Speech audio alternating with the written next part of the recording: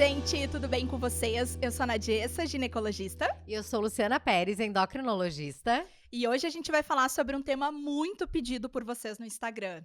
Adolescência. Vocês pediram muito, as mães mandaram mensagens falando, faz um episódio sobre adolescente, então chegou o momento. E nós estamos muito felizes porque está acontecendo uma coisa inédita hoje aqui. Pela primeira vez, nós vamos ter um homem no podcast. É isso mesmo, seja muito bem-vindo, João Pedro Locatelli César. Obrigado pelo convite, tô muito feliz de estar aqui.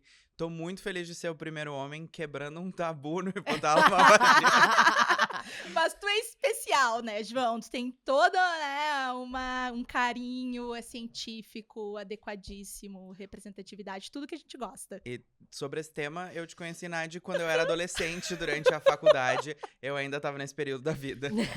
Eu não vou contar sobre essa parte, porque senão a Luciana Pérez corta, tá? Então deixa pros bastidores. Pessoal, o João, ele é pediatra, ele é hematologista pediátrico e é head de saúde da IGEA Saúde. Seja bem-vindo. Seja muito bem-vindo, querido. Obrigado. Estamos muito felizes em te ter aqui com a gente e falar sobre esse tema um tanto quanto delicado e difícil.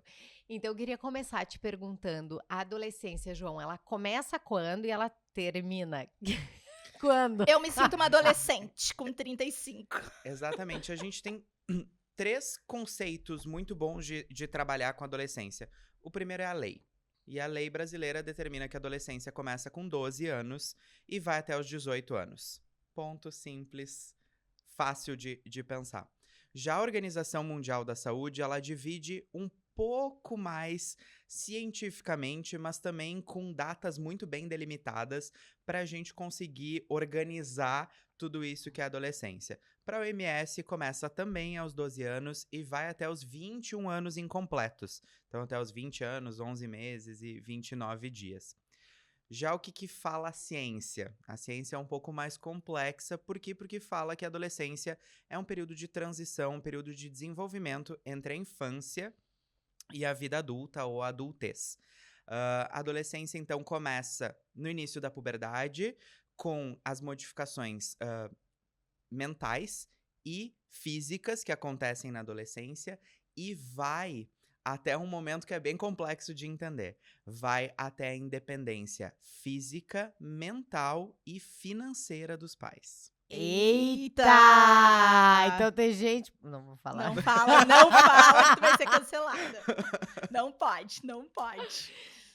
Eita, bom, João, falando em especialidades, tá? Eu vou começar com as dúvidas comuns que nos mandam todos os dias.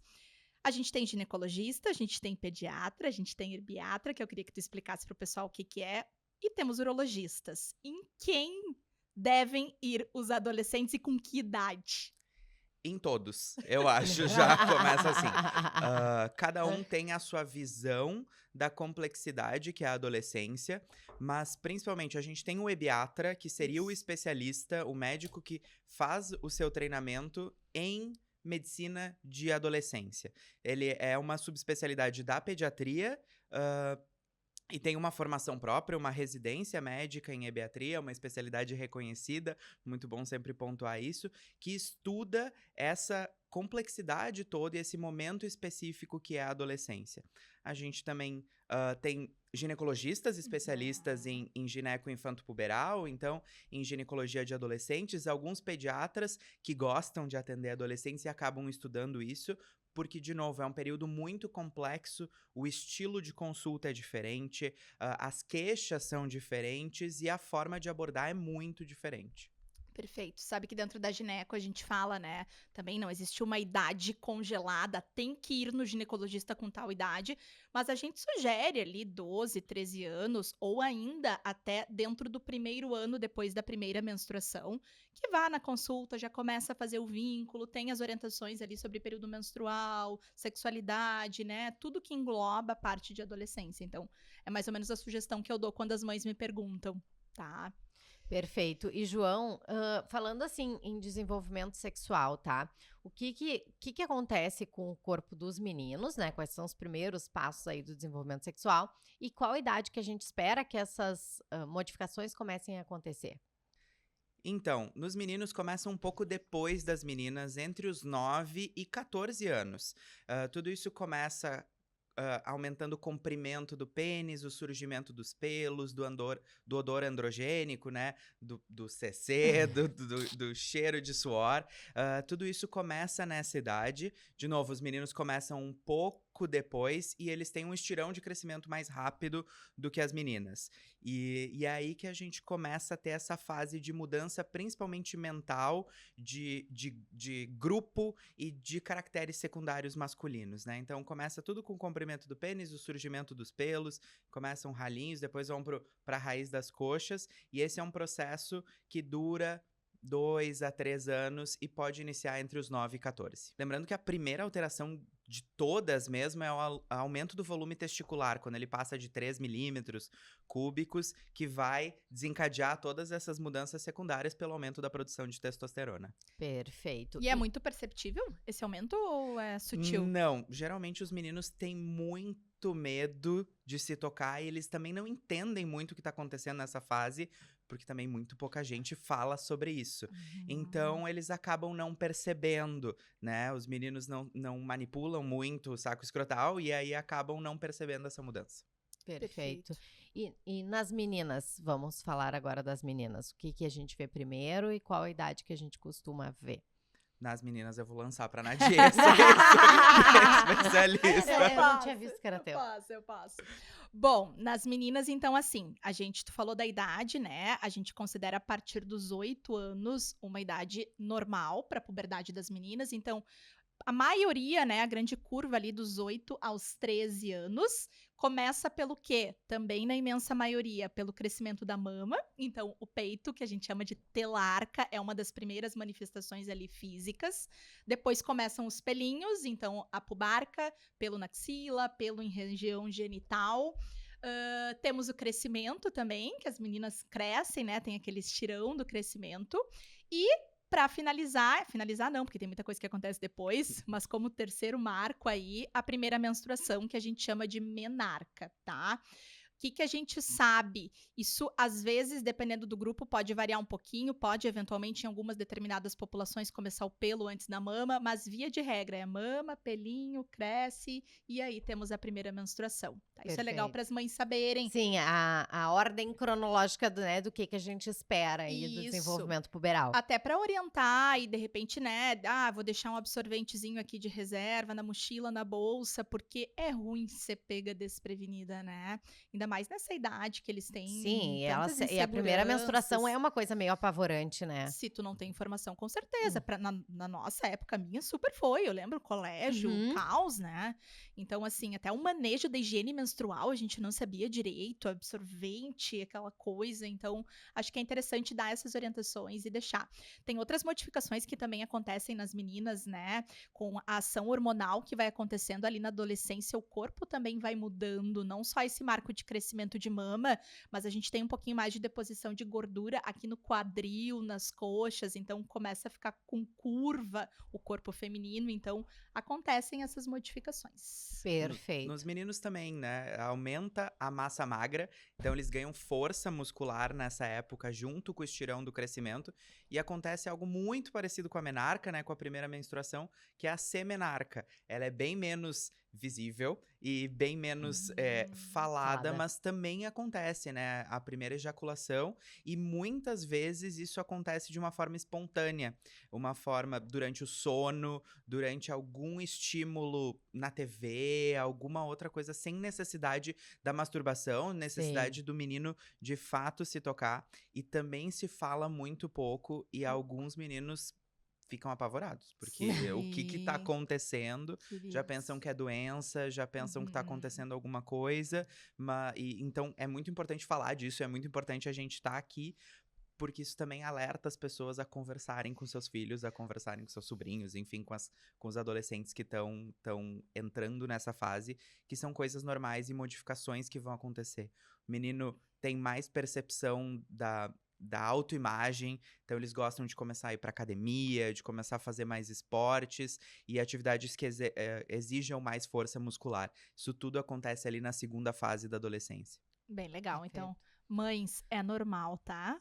E falando mais uma vez, né, Nádia, a importância da informação, né? demais. Porque na nossa época ninguém falava sobre nada Não. disso, né? No máximo, tu tinha uma aula em biologia de infecções sexualmente transmissíveis, Isso! que era uma foto horrível, péssimo, Isso Sim. aí. não quero. Era um pênis cheio de Exatamente. lesão. Exatamente. Horrível. Né? Isso. E então, realmente, assim, a gente tá vivendo um momento de uma quebra, né? Entre falar entre um assunto que não era falado, que era tabu, e agora, graças a Deus, todo mundo tá falando, né? Exato. Então, esses adolescentes, esses pais vão ter muito mais informações do que os nossos tiveram, A né? nossa educação sexual, gente, era só prevenção de gestação e infecção sexualmente transmissível. A gente não falava de prazer, nada.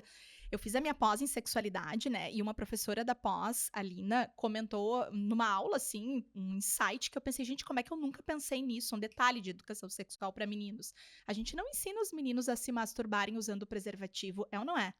Ninguém fala sobre isso. Não. Uhum. A gente deveria ensinar, porque como é que a gente quer que eles usem preservativo e a gente diz assim um belo dia, meu amor, ok, agora tu vai transar, coloca esse plástico aqui no teu pênis e mantenha a sua ereção 100%, né, sem ter nenhuma brochadinha e vai transar só usando o preservativo. Sendo que ele nem foi ensinado, ele não tem o manejo, ele não tem a mão ali do uso da camisinha do preservativo. Cheguei a tocar no microfone, né, aqui, indignada.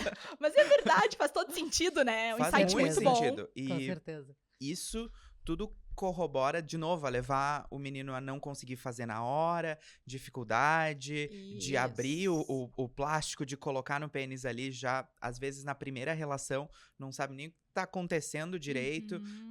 e tem que fazer tudo isso que nunca fez, nunca treinou antes, né? Jogo é jogo, treino é treino, mas o Isso. treino é muito importante também pra gente conseguir pensar em como vai fazer na hora. E Exato.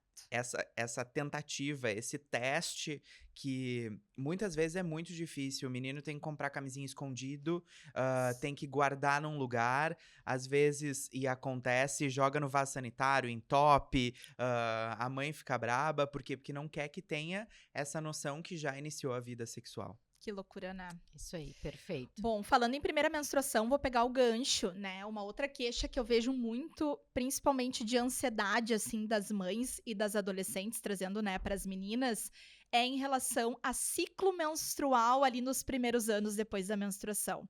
Doutora Luciana Pérez, o hipotálamo, ele já sai de largada, assim. Ela é o hipotálamo, tá, João? Eu sou a vagina. Então, assim, o hipotálamo, ele sai de largada já coordenado, com ciclo regular, tudo direitinho, ou demora um pouquinho? Não, infelizmente, assim como o adolescente, adolescentes estão amadurecendo, o nosso hipotálamo também está amadurecendo. Então, a gente tem, né, um eixo que tem que funcionar adequadamente, que é o hipotálamo, hipófise e ovariano. Então, ele está imaturo também, junto com essa adolescente. Então, principalmente no primeiro ano, né, de pós a primeira menstruação, é super comum que esses ciclos estejam irregulares. Depois, lá pelo segundo, terceiro ano, aí depende da referência que a gente usar, alguns vão dizer, se o ciclo continuar irregular no segundo, terceiro ano, é melhor consultar um especialista e dar uma olhadinha para ver se tem algum outro motivo, além da imaturidade do eixo, que justifique, então, essa irregularidade, tá? Então, o ideal é que a gente oriente o quê? Essas meninas a anotarem os seus ciclos, porque, né, a duração do que é considerado normal e anormal, ela varia de acordo com a idade, tá? Então, eu não Isso. vou ficar aqui falando, porque, enfim, mas assim, meninas, as adolescentes, anotarem, então, e quando a gente vê ali, né, a mãe pode monitorar isso, ajudar a monitorar, e ver que o negócio tá muito bagunçado, passou esse primeiro ano, leva na endocrinologista ou na ginecologista para fazer essa avaliação. Perfeito. Vocês sabem que, na minha época, comecei a ficar velha, né? Na minha época, vocês lembram daqueles calendários de propaganda que a gente tinha? Tu deve ter pegado isso também. Pequenininho, que tinha todos os Claro, meses. claro, eu marcava a marcar ali. menstruação ali. Aham. Aprendi com a minha prima. Mas é que na nossa época não tinha aplicativo para tudo. Então a Isso. gente realmente usava muito papel, usava aquele Isso. calendáriozinho sempre. Então, a dica para as mães é: primeiro ano depois da menstruação ainda vai ficar bagunçado o ciclo, já orienta essa menina a registrar, deixar tudo anotadinho para quando ir na consulta com o especialista a gente poder olhar e dar orientação ali do que está acontecendo. É importante também lembrar, né, que assim, 65% das meninas vão ovular no primeiro ano. Então, a a gente tem que pensar em contracepção para as meninas que iniciarem a vida sexual já ali logo após a menarca, tá? Então, não é porque o ciclo tá bagunçado que ela não necessariamente ovula. Então, se ela tem alguma relação que tenha risco, né? Pênis, Exato. vagina, tem. Relação pênis-vagina precisa se pensar em contracepção, tá? E nos mais variados métodos possíveis, né? Existe uma ideia muito de que a menina tem que usar apenas a pílula, mas não, tem vários Isso. métodos que são orientados para Perfeito, essa João. idade. O que a gente mais vê, né, eu acho, de mito é em relação a DIU. A Uhum. gente vê que as pessoas pensam que pra inserir o DIU, a menina, ela não pode ser virgem. E Isso ela é um mito pode, né, importante. doutora Nadiessa? Pode. Aí a gente entra numa discussão gigante, né? Primeiro, o que é virgindade, Uhum. né? Porque tem meninas que não tiveram iniciação sexual ainda com outra pessoa, mas que se tocam, que manipulam aquela vagina, que usam um absorvente interno, um coletor menstrual, já tem manipulação, são tranquilas ali. Ou até que querem inserir um DIU mesmo não tendo tido essa manipulação. E é possível fazer isso. Como a gente vai fazer? Vamos fazer no consultório, a gente vai fazer com sedação, no bloco cirúrgico. Aí a gente discute com a família e com a paciente ali, né? Enfim. Mas eu quero fazer um adendo. Adolescente, é óbvio que no mundo ideal a gente não gostaria que os adolescentes iniciassem logo ali no início da adolescência a vida sexual. Por toda uma maturidade, né, ali de todo o aparelho reprodutivo, pelo risco de gestação, pela própria imaturidade psíquica que talvez esse adolescente ainda tenha ali para tomar suas decisões, né? Então, sempre que possível, é óbvio que a gente vai tentar conversar, ver se dá para esperar um pouquinho, enfim, mas não dá para bobear. Essa conversa não significa não iniciar, e eu não gosto muito de fazer o contrato com o adolescente, assim, de falar, ó, tu me promete que não vai acontecer nesses próximos 2, 3 meses, 6 meses, porque se acontecer, ele não vai te contar. Uhum. Então, eu sempre, quando eu atendo adolescente, eu deixo elas muito à vontade, assim, de, olha, tu acha que dá pra gente esperar um pouquinho, que teu método fazer efeito, né, tu melhorar um pouquinho tal questão. Enfim, às vezes não dá, então eu sempre digo, se acontecer, me conta, é melhor tu me contar e a gente organizar a tua vida. Com E não bobear certeza. no método. E um adendo sobre contracepção, LARCs, que são os métodos de longa duração, DIU e Implanon, são super legais para adolescente, tá? Então, tem várias recomendações, Sociedade Brasileira, enfim, várias guidelines mundiais sugerem métodos de longa duração para adolescente. Por quê? Porque não depende deles ficarem tomando. Tu vai deixar Exato. ali a pessoa com 15 anos na Sim. loucura do ensino médio, do nananã, Vestibular esquecida, batendo na usando porta. pílula? Vamos pensar. Exatamente. Vamos lembrar que Talvez. né, o melhor método é aquele que a gente utiliza corretamente. Isso. Então, se tu der uma pílula para uma pessoa que é extremamente esquecida, né, que não tem esse comprometimento de tomar, tu tá escolhendo um péssimo método. Isso. Idade isoladamente não é contraindicação para nenhum método contraceptivo. E que ainda tem toda uma questão psíquica, de novo, né? Isso. A adolescência, eu gosto de teorizar assim. A criança pensa muito no eu. Eu brinco, meu brinquedo. E o adulto pensa muito no outro, né? A relação romântica, os filhos, a sociedade, as outras pessoas. O adolescente pensa no nós. Então ele tem que estar inserido no grupo. E isso também da contracepção. Se ninguém tá fazendo no grupo, essa pessoa se sente deslocada. Então ela tem dificuldade, ela não vai levar a pílula pra escola pra tomar sempre no mesmo horário. Tem essa complexidade do adolescente em ter essa necessidade de pertencer a um grupo de iguais. Sejam qual for eles, os iguais da academia, os iguais da escola, os iguais do vôlei, do basquete, da aula de artes. Seja o que for. Então, isso é essa necessidade de um remédio. Pertencimento a de- um grupo, né? Isso a gente vê muito, né? Uhum. E não é nenhuma, nem duas, nem três que chegam no meu consultório que uma amiga colocou, iniciou determinado método, e aí efeito dominó, assim, vem várias Todas do querem mesmo fazer grupo. igual. Em É. Planon acontece muito isso. Insere em Planon, vem na sequência 2, 3, inserir em Planon. Perfeito. E mudando um pouquinho o assunto, mas não tanto assim, porque nós estávamos falando de fluxo, eu falei de menstruação e tal. João, eu queria que tu falasse um pouquinho da doença de von Willebrand, né? Por que que a gente vai lembrar? Por que que eu fiz esse link? Explica pra galera por que que eu pensei nisso. Então, eu queria que tu falasse como a gente suspeita, como que a gente diagnostica. A doença de von Willebrand, então, ela é uma doença que mexe na coagulação, né? Na coagulação primária, ali, quando as plaquetas, que são tipo tijolinhos, eles impedem que sangramentos aumentados acontecem. e a menstruação é um momento de sangramento. Isso. E nesse período, muitas vezes, é a primeira manifestação da doença de von Willebrand nas meninas, quando acontecem sangramentos aumentados. Mas a doença de von Willebrand ela é muito rara. Não é uma doença de alta incidência. E se confunde neste meio tempo com imaturidade do eixo, sangramento menstrual aumentado.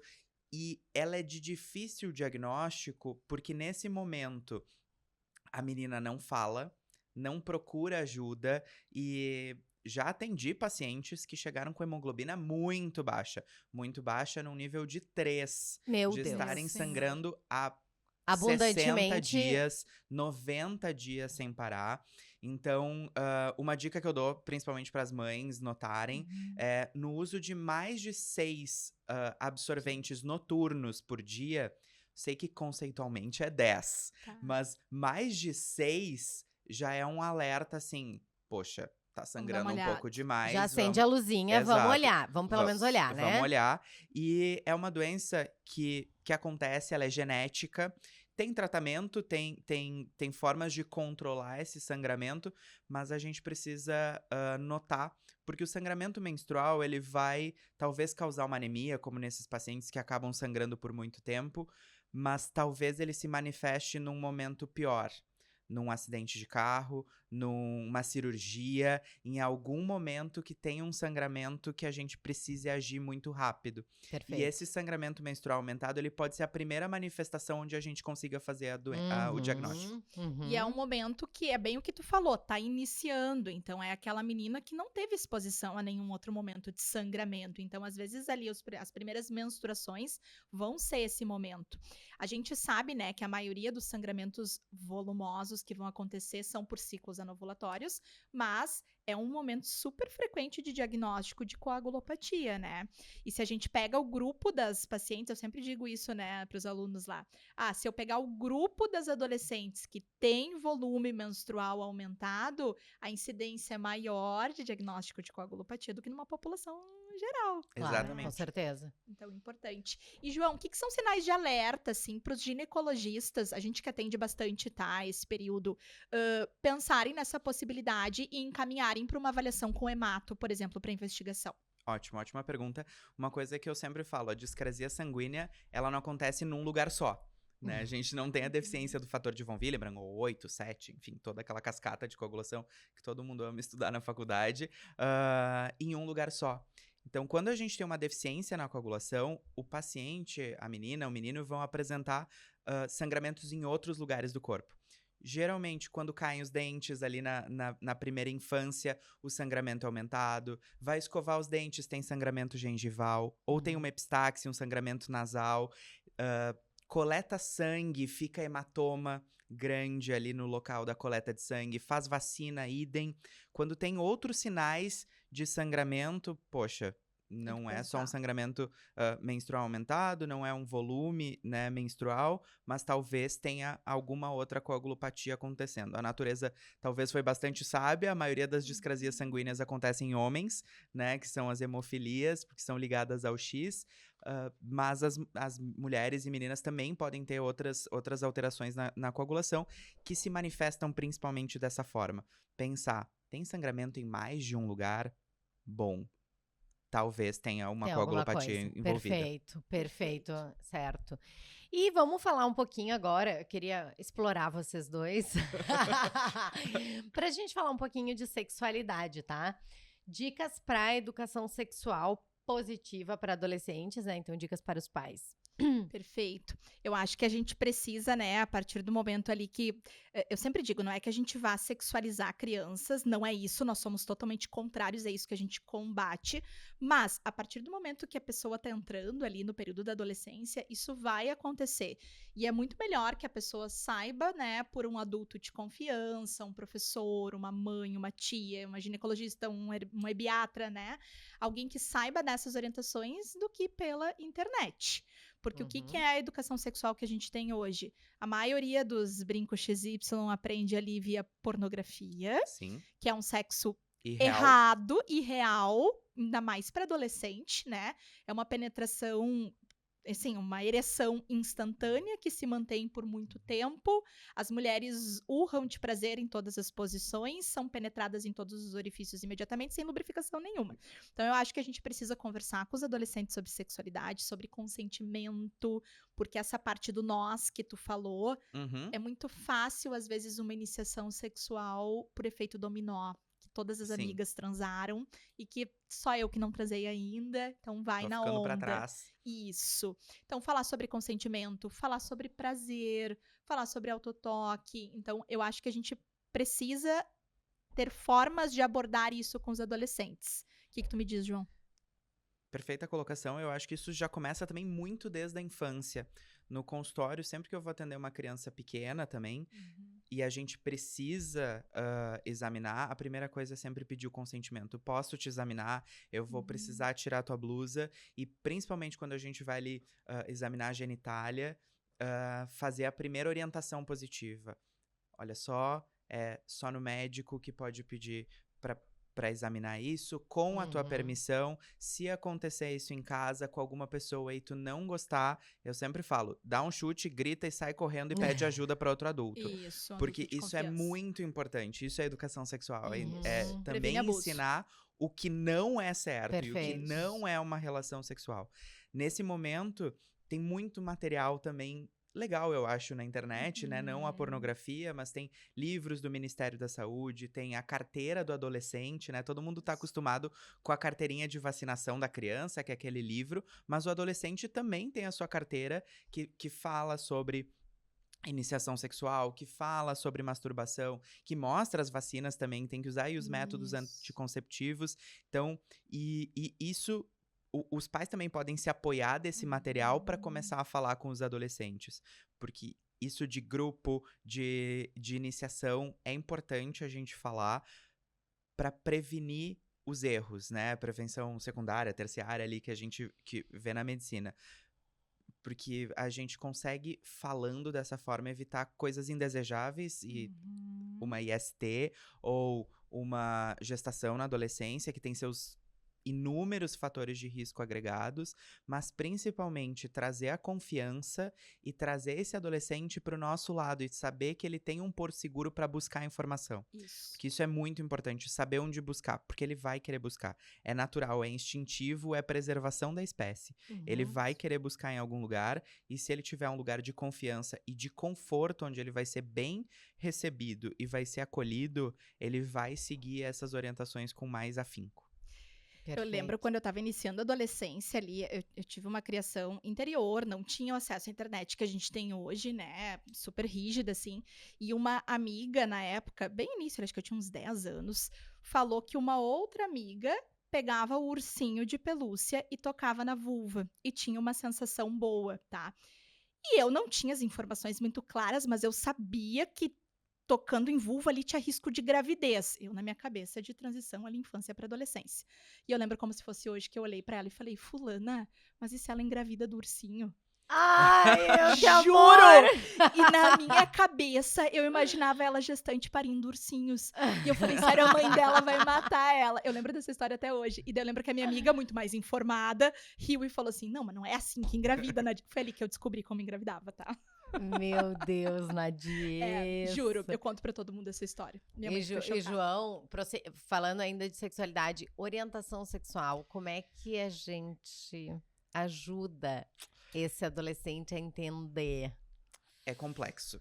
E, primeiramente, é dando espaço.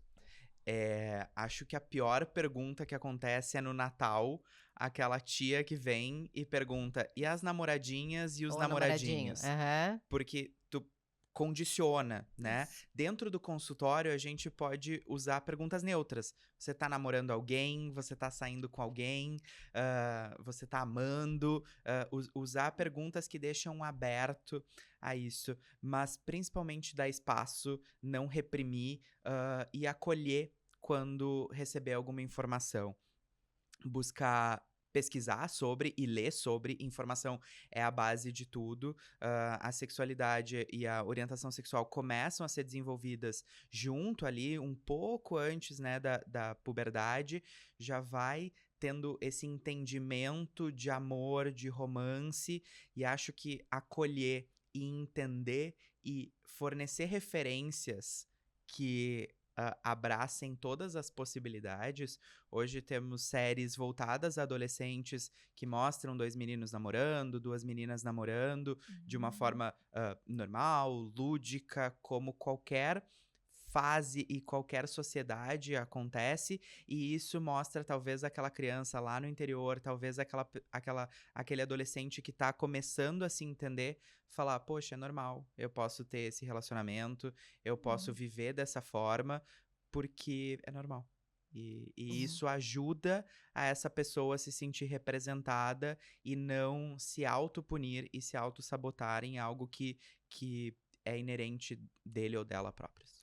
Como a tua Perfeito. fala é importante, né, João? Porque assim, eu sempre digo, né, a nossa vida é uma mistura de muitas coisas, mas a gente tem um pouco de sorte. A gente mora numa capital, que é uma Uhum, cidade muito livre, que a gente, né, tem exposição a todas as normalidades. Mas às vezes, dependendo da cultura da pessoa e do local que ela mora, talvez ela não tenha tanta sorte. uhum. E ela, né, mora numa cidade que ela vai sofrer inúmeros preconceitos em relação à orientação sexual. Orientação sexual, pra quem não entendeu o que a gente tá falando, eu brinco, é para quem a tua cabeça vira no rolê. É por quem tu se sente atraída ou atraído ali, né, em relação à parte amorosa, sexual, enfim.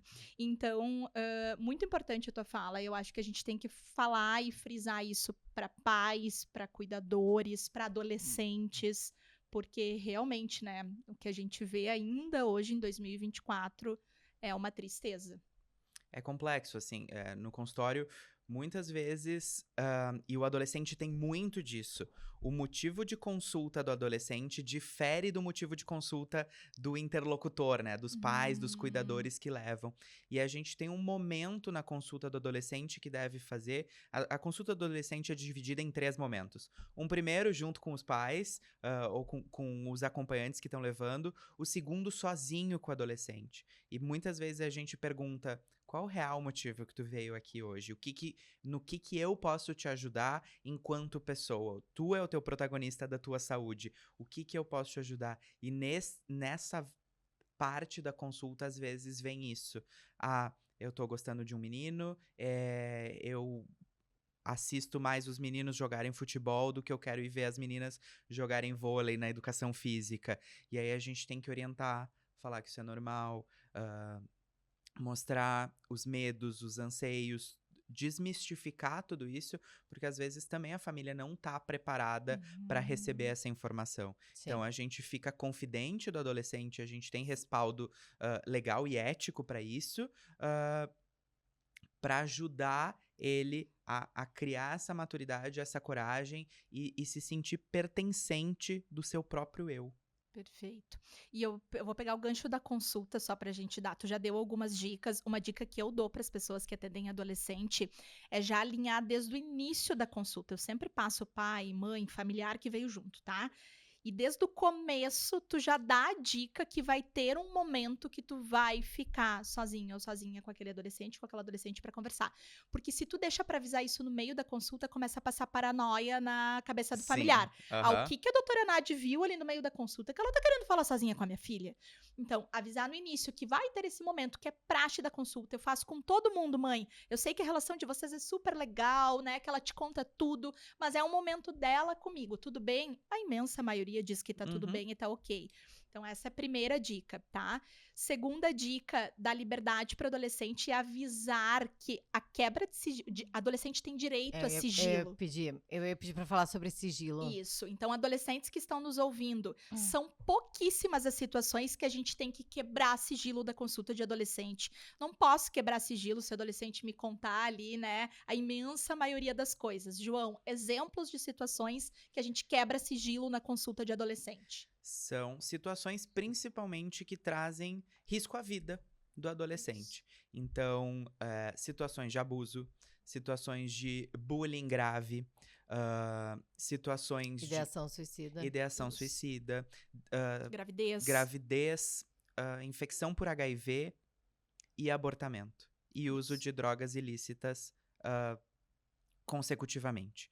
Essas são as situações onde a gente precisa quebrar o sigilo. Mas a gente nunca vai quebrar o sigilo sem avisar o adolescente que a gente vai fazer isso. Isso. A gente avisa o adolescente, olha só, essa situação, ela te expõe a um risco muito grande. Tu ainda tá numa fase de transição e a gente precisa de um arsenal maior. A gente precisa de um time maior pra te ajudar nessa batalha. E por isso a gente vai comunicar teus pais, juntos. Isso, perfeito. Como isso é importante, né? Porque às vezes os adolescentes não sabem, ficam super inseguros. Eu não sabia quando era adolescente. Ah, se soubesse, enfim. Daí não seria adolescente. Aí não seria adolescente, né? Bom, vou pegar o gancho da consulta. A gente falou de sigilo, quero falar de vacinação. Uma coisa que é muito nosso papel aqui, eu bato muito na tecla da vacina e principalmente vacina do HPV. Nenhuma pessoa no mundo deveria morrer de câncer relacionado a HPV, tá? Principalmente se falando em colo do útero, trazendo aqui, né, pro meu game das meninas. Por quê? A gente tem prevenção, uso de preservativo, reduz infecção, né, pelo HPV. A gente tem vacina, então vacinar crianças e adolescentes dos 9 aos 14 anos, essa vacina tem de graça no posto de saúde. Nesse momento agora, setembro de 2024, ainda tá válido, né? Tá tendo um resgate de toda a população que não foi vacinada até os 19 anos de idade. Então, tem que vacinar. E um mito popular que às vezes fica na cabeça dos pais que eu queria falar, vacinar o teu filho ou a tua filha para HPV não significa que tu tá estimulando relação sexual. Não. É um ato de amor, é uma vacina que previne câncer. Eu não tenho dúvida que tu ama teu filho e tua filha, que tu quer proteger, tu vai estar protegendo contra câncer. Então, assim, não vai estimular, a criança não vai pensar, nossa, é uma vacina para uma infecção sexualmente transmissível. Claro que não, né? Então, assim, é nosso papel como profissionais da saúde bater nessa tecla, e eu brigo muito por isso, porque um diagnóstico de câncer relacionado ao HPV é uma coisa que nos dói como profissionais de saúde. Verdade. Então, assim, verdade. vacinem seus filhos e suas filhas para HPV, tá? João. Por sinal, essa é a senha do Wi-Fi do meu consultório. Vacine seu filho. Ah, maravilhoso! Todo mundo, quando Amei. pergunta qual é a senha do Wi-Fi, vacine seu filho. Muito Perfeito, bom, maravilhoso. perfeito. Porque Tu já tá estimulando ali, é a- indiretamente. Principal conduta que previne doenças muito graves. A gente vacina porque previne contra algo que é muito grave, muito doloso para essa pessoa. A vacina contra o HPV é extremamente segura, dos 9 aos 14, mas também tem outras vacinas que a gente deve fazer durante a adolescência. Principalmente olhar o calendário vacinal. Acho que essa é a Perfeito. primeira regra e ver se não tem nenhuma vacina da infância que tá Ficou pra atrasada. trás, sim. Perfeito. Mas principalmente na adolescência, meningite, então uma infecção do sistema nervoso central que mata, Pode é uma ser infecção extremamente grave. grave, que tem uma evolução extremamente rápida. A gente sabe que é o pânico na emergência quando tem uma suspeita de meningite. Tem que ser tudo muito rápido, é antibiótico rápido, coleta o exame rápido, envia para UTI rápido, porque é uma infecção grave. É uma vacina em 2 doses, então é uma vacina rápida de fazer, digamos assim. Vacina contra varicela é importante, porque é uma doença que na maioria das vezes, né, é uma doença de pele, que na maioria das vezes só dá lesão de pele que coça muito e é desconfortável, e as pessoas pensam, ah, tá bom, coça muito, é desconfortável, mas passa e nunca mais pega, mas também pode fazer as formas graves, como varicela zoster, que causa dor crônica, infecção do sistema nervoso central, encefalite por varicela, pneumonia por varicela, então também tem formas graves da varicela, e as vacinas contra difteria, tétano e pertussis, né? A DTPA, que deve ser feita a cada mais ou menos 10 anos, que ali a criança fez com 4 anos, então na adolescência já tá dando os 14 anos, que é a idade de repetir a vacina. São doenças importantes e que a gente tem vacina. A maioria delas tá disponível no sistema público de saúde, então de graça no posto para todo mundo fazer, e algumas que tem na clínica particular também para complementar essa vacinação. Perfeito. Eu vou dar uma dica para os profissionais de saúde. O site da Sociedade Brasileira de Imunizações, se vocês forem ali em calendários vacinais, tem calendários para todas as idades, tá? Tem para adolescente, tem para adulta jovem, idosa, idoso, gestante. Vocês baixam ali, os calendários são atualizados anualmente, o calendário está super atualizado agora. Tu baixa uma tabela super bonita, colorida, mostra para paciente, pro paciente, Uhum. revisa a vacina, tá? E não sei decor, Nádia, não tem problema, entra ali na SBI. Ninguém Dá uma decora. olhada. Joga no Google, Sociedade Brasileira de Imunizações. Ok. E ainda tem nessa tabela, é muito importante, as vacinas que são gratuitas e as vacinas que são pagas. Então, Isso. tu estimular uma vacinação, falar, olha só, talvez busca esse lugar aqui que vai te encontrar uma vacina, parcela, pede de presente pra Dinda. Eu sempre falo lá na primeira infância, poxa, carrinho já tem 17 mil, agora pede uma vacina de Natal, porque previne contra uma doença muito grave e que ajuda muito essa criança a se desenvolver. Isso é muito importante. Importante, né? Os pais ouvirem da gente. Então, assim, tem que orientar. Eu vacina do HPV, assim, ó. Tem Todo outro mundo. tópico que eu queria trazer, que eu acho que, vamos dizer aspas, está na moda, e é uma moda que me preocupa muito, Muito. que é o vape. Respira A gente fundo. respira, né? Todo mundo respira fundo, é muito difícil, né? Inclusive, quero até indicar, pra quem nunca viu, tem uma série no Netflix sobre isso. Vocês não viram? Eu não vi. Não vi ainda. Ah, Não. depois eu tenho que ver o nome da série, eu vejo e digo. Mas excelente, tá? Que mostra como é que essa indústria surgiu, como essa indústria cresceu e todos os malefícios que essa indústria tem causado. João, conversa um pouquinho. O que temos a dizer sobre vape? Não. Essa é a única palavra, assim. O vape, talvez, estudando do ponto de vista do marketing, é o melhor rebranding de um produto já feito. Ele é cigarro bonitinho. É a mesma coisa. Foi repaginado para ser mais amigável. Pegaram tudo que era de problema no cigarro, Que era principalmente o cheiro o cheiro ruim, né? ruim, Isso. que acaba e tu tem que ficar comprando toda hora, então o vape dura muito mais.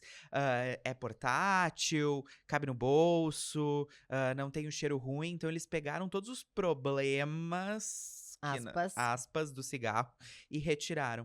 Mas todos os malefícios continuaram ali dentro e acrescentaram mais.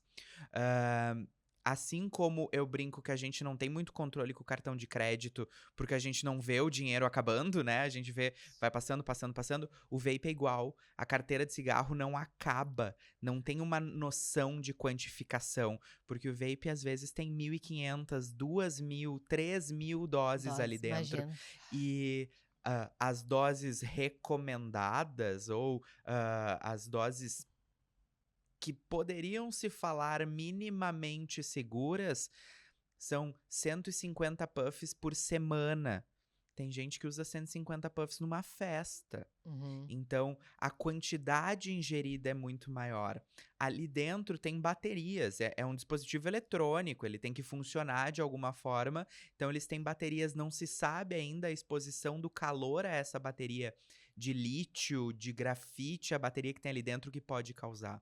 E a temperatura que sai do vape é muito mais alta de uma temperatura de um cigarro, que já é muito alta, em torno de 2.000 graus. A temperatura da fumaça do vape está entre 3.000 e 5.000 graus. O dano que isso causa no pulmão é muito maior. A gente vê que a dependência química e psíquica Sim. é muito maior. E ele tem um branding muito bom para adolescente, porque é moderno. Tem gostinho, Tem cheirinho. gostinho, é colorido, então a idade que começam a usar é muito cedo. Nessa ideia de grupo, tá todo mundo usando, e o mal que isso causa é muito grande. Temos pacientes já internados, pacientes candidatos a transplante de pulmão, paciente com doença, tem uma doença do vape, que se chama EVALI, né? Dano agudo pulmonar causado por cigarro eletrônico, que acontece muito rápido. O paciente faz uma hipoxemia, ou seja, o oxigênio no sangue baixa de uma forma absurda e é de muito difícil o tratamento, a taxa de óbito é muito grande. E a gente sabe isso agora já, que me preocupa. O cigarro demorou muito tempo para ter estudo científico mostrando que fazia mal. Sim. As pessoas achavam que fazia bem, né? Me lembro, 30 anos, Que né? loucura. Se eu não me engano, eu li essa referência que foram 30 anos. E o vape tem 2, 3, 4 anos no mercado, talvez, e já tem muita evidência que faz muito mal É muito a agressivo. curto prazo. A longo prazo, não Só Deus consigo sabe. pensar no que isso pode fazer. E tá gravíssimo, né, gente? Eu tenho visto, assim, loucuras, tá? Paciente que dorme com vape embaixo do travesseiro e dá uma tragada, acorda no meio da madrugada pra ir ao banheiro e já aproveita e dá uma tragadinha. Aulas que às vezes a gente vai dar e a gente vê as pessoas usando o vape ali no meio da aula porque perdeu aquela coisa feia do usar num lugar fechado e Uhum, que todo mundo vai sentir o cheiro, né? exato. Então as pessoas usam em qualquer lugar, assim, tá assustador. Só passar o nome da série para as Big pessoas Vape. assistirem é Big Vape no Netflix, tá? Interessante. Bem legal. E uma dica que eu quero dar, então, para os pais ou até para os adolescentes que estão nos ouvindo e que usam vape, sério, gente, acreditem em nós. Procurem ajuda. Às vezes vocês não vão conseguir parar assim da noite pro dia, ainda mais se vocês já estão, né, utilizando. Então, peçam ajuda. Existem grupos especializados em auxiliar esses adolescentes a cessarem tabagismo. A gente fez um episódio, né? Tem várias opções aí, enfim, que vocês podem lançar mão para poder ajudar os adolescentes. E não caiam na roubada de achar que é só na festa. Porque Não. nunca vai ser. Começa, Começa só na talvez, festa. mas logo depois tá saindo da aula na faculdade pra ir no banheiro. Pra dar uma tragada no banheiro, porque afinal não vai, né, ninguém te pega no flagrante. Exato. Isso. A verdade é E essa. se precisa fazer escondido é porque não é legal, né? Isso. E porque faz mal. E ninguém em sã Terrível. consciência deve fumar um pendrive. É É bizarro. bizarro. É bizarro.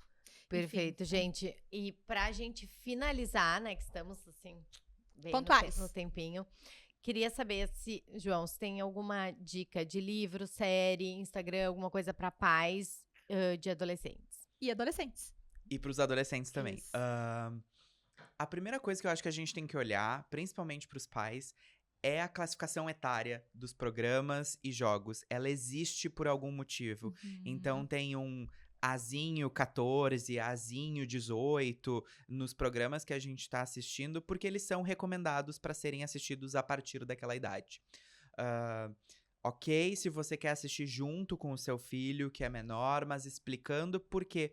Porque existiu uma grande convenção, digamos assim, que definiu algumas coisas que as crianças e adolescentes têm a capacidade de assistir ou não. Então, esse é o primeiro. Alerta, O primeiro sim. alerta do que o seu filho tá jogando, do que seu filho tá lendo, ou você mesmo tá procurando. Fora isso, eu acho que a gente tem páginas muito interessantes. A Sociedade Brasileira de Pediatria tem uma página, Pediatrias Famílias, que fala bastante de adolescência, mas acho que a gente buscar informações em perfis que são científicos, assim como eu, a Nadi, a Lu, que a gente vai trazer respaldo, a gente põe o nosso CRM à tapa, digamos assim, a gente tá colocando ali informação, buscando essa veracidade e essa informação de qualidade, mas acho que tudo que for curado por páginas de adolescentes que consigam falar sobre isso, buscar outros adolescentes. Falando de vape agora, tem um influenciador, o Foganoli, que ele percebeu que tava ruim, ele buscou ajuda e tá fazendo uma série onde ele tá mostrando como é difícil abandonar o vape. Interessante. Isso é muito legal de ver também, não apenas o sucesso, mas como ele tá sofrendo pra conseguir abandonar essa parte. Eu recomendo todo mundo assistir Heartstopper, que tá no Netflix, que fala sobre orientação sexual de uma forma bastante lúdica e bastante normal, de como os meninos estão se descobrindo na adolescência. Isso é legal. E livros, eu acho que tem dos mais variados. O que eu quero mais orientar são 2 do nosso Ministério da Saúde. A Caderneta do Adolescente, É bem que legal. caderneta é um nome bem ruim, tá? Eu Mas acho ele ruim, é bom, né? mas Conteúdo ele é bom. Conteúdo é bom. E o Guia de Alimentação para a População Ah, Brasileira. sim, é Que maravilhoso, esse, eu assim, amo. ó, tem que estar na cabeceira de todo mundo, porque para ajudar os adolescentes a fazerem essa transição, entenderem o que eles podem comer de bom, eu acho que isso é o que eu mais gosto de de indicar Indicar. nas consultas. Uhum. E aplicativos de saúde. A gente tem, fazendo um jabazinho aqui, a gente tem o IjaCast, que é o podcast da Ija, que eu apresento, onde a gente vai trazer informação de saúde. Temos aplicativos para controlar ciclo menstrual, para controlar sintomas de doenças. Então, quando é que eu senti dor? Quando que eu tive um sangramento aumentado? Tudo isso para a gente mostrar lá na consulta, porque isso Aplicativo de ciclo menstrual, eu sempre indico, eu não sei se tu indica algum outro, e eu não sou patrocinada, tá, gente? Realmente é o que eu uso, é o Flo, F-L-O, tá? Eu gosto muito desse. Tu gosta de algum outro? Não, eu indico esse, os Ciclos também, ou até no próprio calendáriozinho do iPhone. Eu sempre digo pra elas assim, qualquer lugar que tu consiga anotar, Tá valendo. tá valendo, Isso aí. né? Só pra gente ter, às vezes no bloco de notas do celular ali, uma semana que eu tive mais cólica, esse ciclo foi tantos dias. Eu acho que a vantagem, uma das vantagens que o digital nos trouxe, né? Claro, toda a função, né, dos aplicativos. E tem mais um que eu gosto muito, que é o Headspace, que é sim. de De mindfulness, meditação, de né? meditação guiada, e que isso ajuda muito também. A gente tem que falar sobre saúde mental, a gente tem que incentivar os adolescentes, e é uma forma que às vezes eles têm muita dificuldade em buscarem um terapeuta. É complexo eles se abrirem para outra pessoa que não seja da mesma idade, e talvez o aplicativo seja um incentivo a eles conhecerem também o seu próprio caminho. E podcasts, eu acho que a gente tem o podcast da Academia Americana, a gente tem o Hipotálamo à Vagina, que é magnífico. Buscar gente de conteúdo. E uma coisa que eu sempre falo em todas as aulas, também desconfiem de todo o conteúdo. Busca Sim, uma não segunda é tudo que é opinião. bom. Não é porque a gente falou aqui que a gente é incrível, que tá tudo certo, é tudo verdade. Busca uma segunda opinião, fala com o seu profissional de saúde, leva na sua consulta. Eu amo quando chega o paciente com a tabelinha de eu quero perguntar isso, eu quero perguntar isso, eu quero perguntar isso. Leva a sua dúvida. A consulta não é um império, a gente não fica lá só fornecendo, a gente quer ajudar também a resolver todas as dúvidas. Então marca, às vezes, a consulta normal, a consulta de saúde, ela é muito mais proveitosa que uma consulta de doença. Leva suas dúvidas. Eu vi a blogueira X falou que creatina antes de dormir aumenta mais o músculo. Bom, busca endócrino, vê se isso faz sentido. Busca fontes, por exemplo, tem a Mari Krieger, que eu adoro, que ela é uma bióloga que traz muita informação baseada em ciência. Então, acho que todas essas fontes que vão se somando, a gente consegue criar o nosso próprio arsenal de informações para tomar as melhores decisões possíveis. Vamos bater Perfeito. palmas pra ele, foi maravilhoso. Olha, Muito eu bom. sabia que ia ser bom, mas é que tu te supera, né, meu bem? Isso que eu nem trouxe brownie, né? Não sabe o muito brownie bom. dele, a Não- história. não. Quer Quer dizer, ele tem não tem história, mas esse cara faz o sim. melhor brownie do Do mundo, né? A gente mundo. deveria ter cobrado um brownie pra ele. No próximo. João, vai No ter próximo. que trazer, vai ter que trazer. Amigo, muito obrigada. Obrigado eu Foi pelo fantástico. convite. Tá. Foi muito bom e queria te dizer que é um prazer ter, né, estado contigo nessa manhã, que tu é uma pessoa maravilhosa, a gente gosta muito de um profissional muito competente, não foi à toa que tu veio aqui, tá? Porque Obrigado. a gente demorou pra trazer, né, um XY. E a nossa régua é muito alta. Eu imagino, eu assisto sempre, uso muitas das condutas que vocês trazem aqui no consultório, coisas, obviamente, né, vocês trazem muito saúde feminina, mas a gente extrapola para nossa próxima prática. Isso que vocês estão fazendo aqui é lindo, é muito bom ter um podcast, é bom falar sobre isso, porque a gente precisa tomar esse lugar de conhecimento e de informação. Então, Perfeito. muito obrigado pelo conteúdo, eu tenho muito orgulho, vou botar no meu Lattes, Ah, primeiro XY convidado. no HV, amei, maravilhoso. E obrigado e continuem fazendo isso, e quando precisarem, chama. que a E gente- falando em lugar de confiança, maravilhoso, João, te amamos. Falando em lugar de confiança, quero lembrar todo mundo, médicas e estudantes de medicina, para assinarem a nossa plataforma HV para médicas, tá? Tudo que a gente acha que uma profissional de saúde que atenda consultório saúde da mulher precisa, a gente colocou lá. Então, esperamos vocês, tá? Link na nossa bio. Um beijo a todas e até a próxima. Até a próxima, gente. Tchau, tchau. Tchau.